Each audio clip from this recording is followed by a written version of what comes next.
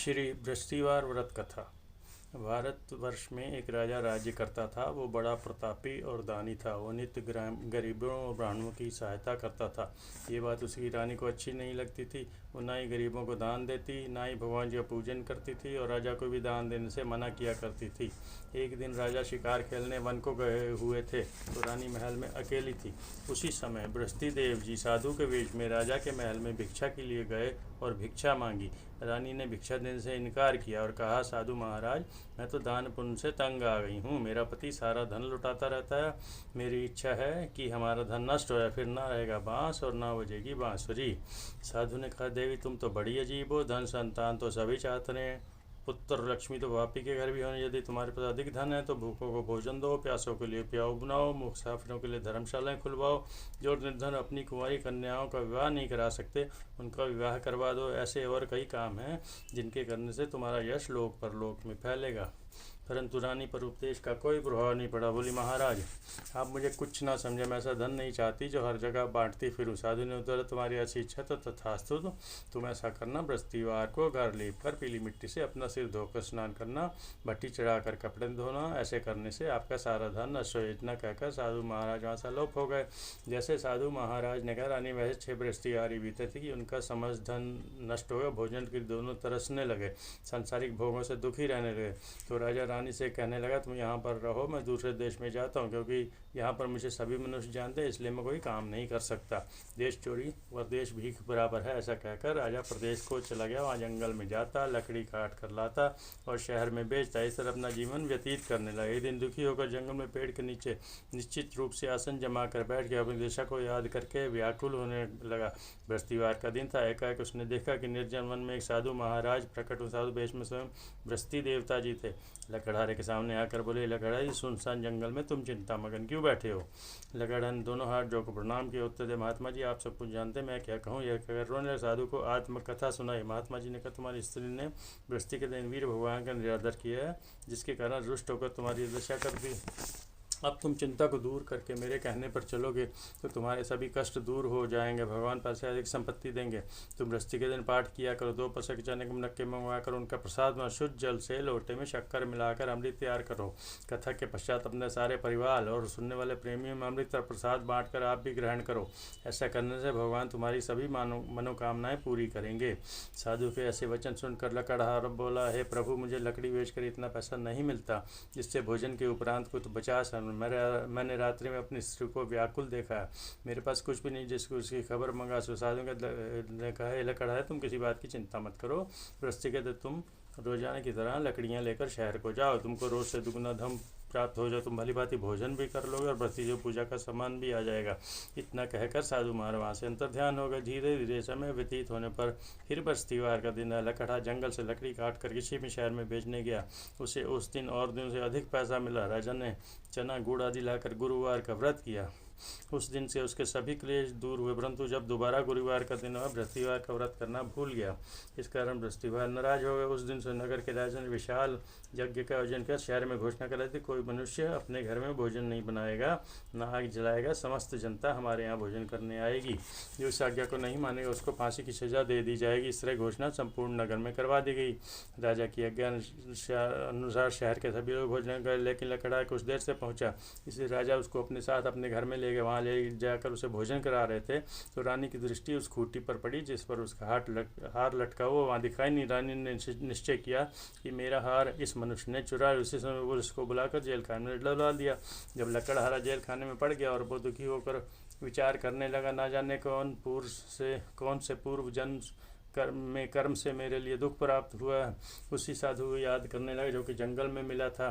उसी समय तत्काल बृहस्पति से साधु के रूप में प्रकट हुआ। उसकी दशा को देखकर कहने, मूर्ख, तूने बृहस्पति देव जी की कथा नहीं, इस कारण तुझे दुख प्राप्त हुआ। अब चिंता मत कर। बृहस्पति के दिन जेल खाने के दरवाजे पर 4 पैसे पड़े मिलेंगे, उनसे तू बृहस्पति की पूजा करना, तेरे सभी कष्ट दूर हो जाए। बृहस्पति के रोज 4 पैसे मिले।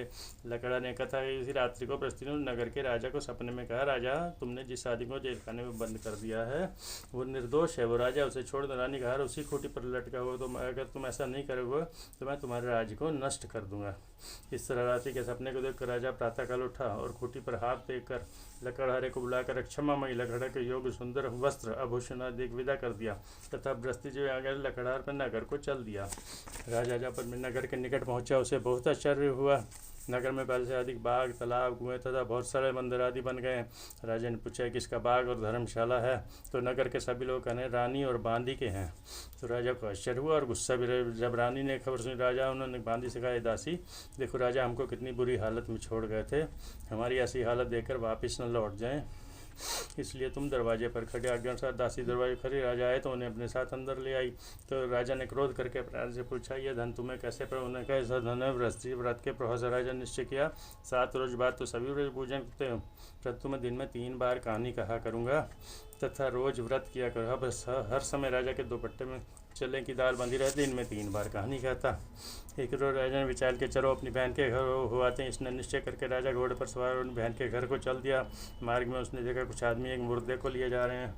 राजा उन्हें रोक कर कहने, अरे भाइयों मेरी बृहस्पति देवी जी कथा सुन लो। वे बोले, लो हमारा तो आदमी मर गया, इसको अपनी कथा की। कुछ आदमी बोले, शायद तुम्हारी कथा भी सुन। राजा दाल निकाली। जब कथा आधी हुई तो मुर्दा हिलने लगा। जब कथा समाप्त हुई तो राम राम करके मनुष्य उठकर खड़ा हो गया। आगे मार्ग में उसे किसान खेत में हल चलाता मिला। राजा ने उसे देखा और उससे बोला, अरे भैया तुम मेरे बृहस्पतिवार की कथा सुन लो।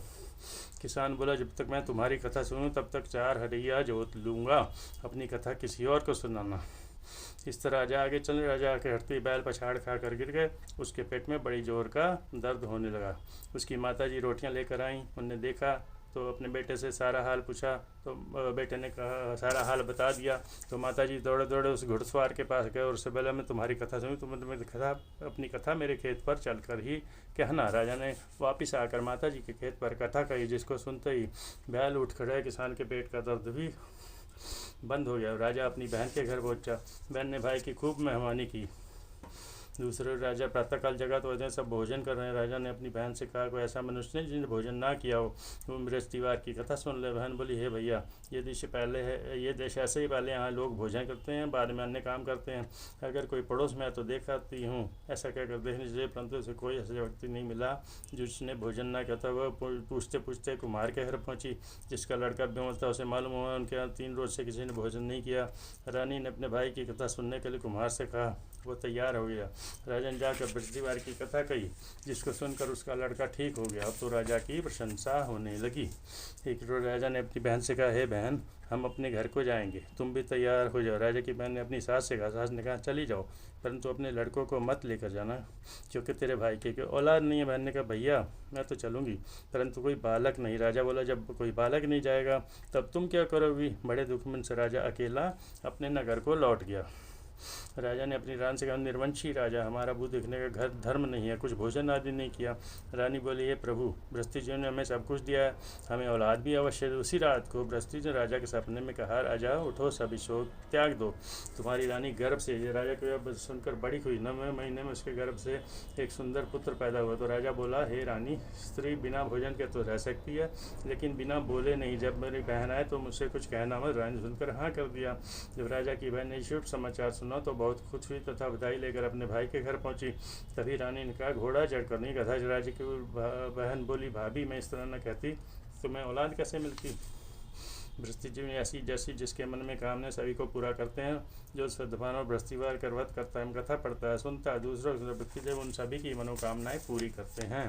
भगवान बृहस्पतिदेव सदैव उसकी रक्षा करते हैं। संसार में सद्भावना से भगवान जी पूजन व्रत सच्चे से करते हैं तो उनकी सभी मनोकामनाएं पूर्ण करते हैं।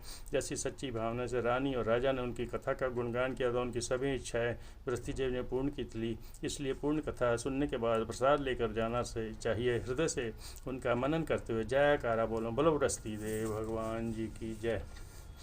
प्राचीन काल में एक ब्राह्मण था और निर्धन था। उसकी कोई संतान नहीं थी। उसकी स्त्री बहुत मलिनता के साथ रहती थी। वो स्नान न करती, किसी देवता पूजन न करती। ब्राह्मण थे तो बौद्ध थे, बेचारे बहुत कुछ कहते थे, किंतु उसका कुछ परिणाम ना निकला। भगवान की कृपा से ब्राह्मण की स्त्री के कन्या रूपी रत्न करना बड़ी पड़ता। स्नान करके विष्णु भगवान जी का जहाँ बृहस्पतिवार को व्रत करने लगे। जब पूजन पाठ को समाप्त करके स्कूल जाती तो अपनी मुट्ठी में जौ भर कर ले जाती और पाठशाला के मार्ग में डोलती जाती। तब ये जौ स्वर्ण के हो जाते। लौट से उन्हें बीन कर घर ले आती थी। एक दिन वो बाल का सूप में उन सोने के जौं को फटक फटक कर साफ कर रही थी कि उसके पिताजी ने देख लिया, बेटी सोने के जौं के लिए तो सोने का सूप होना चाहिए। दूसरे दिन बृहस्पतिवार था। कन्या ने व्रत रखा और बस्ती से प्रार्थना करके मैंने आपकी पूजा अगर सच्चे मन से सोने के सूप से बृहस्पति से उसकी प्रार्थना को स्वीकार कर। रोजाना की तरह वो कन्या जौं फैलाती हुई जाने लगी। जब लौट कर जौं बीन रही थी तो बृहस्पति जी कृपा से उसे सोने का सूप मिला। वो उसे घर में ले उसमें जौं साफ करने, परंतु उसकी माता जी का तो वही ढंग रहा। एक दिन की बात है, कन्या सोने के सूप में जौं को साफ कर रही थी। उस समय शहर का राजपुत्र वहां से निकला और कन्या के रूप और कार्य को देखकर मोहित हो गया। अपने घर आकर भोजन तथा जल त्याग कर उदास होकर लेट गया। राजा को जब इस बात का पता लगा तो अपने प्रधानमंत्री के साथ उसके बोले, बेटा तुम्हें किस बात का कष्ट है? किसी ने अपमान किया है अथवा और कारणों से कहो, वही कार्य करूँगा जिससे तुम्हें प्रसन्नता हो। अपने पिता की राजकुमार ने बातें सुनी तो बोला, आपकी कृपा से मुझे किसी बात का दुख नहीं, किसी मेरा अपमान भी नहीं किया, परंतु मैं उस लड़के से विवाह करना चाहता हूँ जो उन्हें सोने के सूप में जौं साफ कर रही थी। ये सुनकर राजा आश्चर्य में पड़ गया और बोला, हे बेटा इस तरह की कन्या का पता तुम ही लगाओ, मैं उसके साथ तुम्हारा विवाह अवश्य ही करवा दूंगा। राजकुमार ने उस लड़की घर का पता लगाया। तब मंत्री उस लड़की घर ब्राह्मण सारा हाल बताया। ब्राह्मण राजकुमार के साथ अपनी कन्या का विवाह करने के लिए तैयार हो गए। विधि विधान के अनुसार उनकी कन्या का विवाह राजकुमार के साथ हो गया। कन्या के घर से जाते ही पहले की बात ब्राह्मण देवता के घर में गरीबी का निवास हो गया।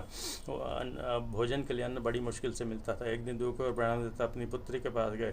बेटी ने पिताजी की दुखी अवस्था को देखा, माताजी का हाल पूछा, ब्राह्मण सारा हाल बता दिया तो कन्या ने बहुत सा धन देकर अपने पिताजी को विदा कर दिया। सब ब्राह्मण का कुछ समय सुखपूर्वक व्यतीत हुआ। कुछ दिन बाद फिर वही हाल होगा। फिर अपनी कन्या के यहाँ गए तो सारा हाल कहा तो लड़की बोली, पिताजी अब माताजी को यहाँ ले आए, मैंने विधि बता दूँ जिससे गरीबी दूर हो जाए। ब्राह्मण ने स्त्री को लेकर पहुंचे तो अपनी माताजी को समझाने, हे माँ तुम प्रातःकाल प्रथम स्नान आदि करे विष्णु भगवान जी पूजन करोगी तो सब दरिद्रता दूर हो जाएगी। परंतु उसकी माताजी ने एक भी बात नहीं मानी और प्रातःकाल उठकर अपनी पुत्री के बच्चों की जूठन को खा लिया। इससे उसकी पुत्री को भी बहुत गुस्सा आया। एक रात कोठरी से सभी सामान ने माताजी को उसमें बंद कर दिया। प्रातःकाल उन्हें निकाला, स्नान आदि करा के पाठ कराया तो माताजी की बुद्धि ठीक हो प्रत्येक बृहस्पतिवार को व्रत रखने लगी। इस व्रत के प्रभाव से उसके माँ बाप बहुत ही धनवान और पुत्रवान हो गए और बस्ती जी से प्रभाव से इस लोक के सुख भोग कर स्वर्ग को प्राप्त हो। बोलो बृहस्पति देव जी की जय, बोलो विष्णु भगवान जी की जय। ओम जय बृहस्पति देवा, जय बृहस्पति देवा, छिन छिन भोग लगाऊं फल मेवा। ओम जय बृहस्पति देवा, तुम पूर्ण परमात्मा तुम अंतर्यामी, जगत पिता जगदीश्वर तुम सबके स्वामी। ओम जय बृहस्पति देवा, चरणामृत निज निर्मल सब पातक हरता, सकल मनोरथ दायक कृपा करो भरता। ओम जय बृहस्पति देवा, तन मन धन अर्पण कर जो शरण पड़े, प्रभु प्रकट तब होकर आकर द्वार खड़े। ओम जय बृहस्पति देवा, दीन दयाल दयानिधि भगतन हितकारी, पाप दोष सब हरता भवबंधन हारी। ओम जय बृहस्पति देवा, सकल मनोरथ दायक सब संशय तारो, विषय विकार मिटाओ संतन सुखकारी। ओम जय बृहस्पति देवा, जो कोई आरती तेरी प्रेम सहित गावे, ज्येष्ठानंद बंधु सो निश्चय पावे। ओम जय बृहस्पति देवा। सब बोलो विष्णु भगवान जी की जय, बोलो बृहस्पति देव भगवान जी की जय। ओम।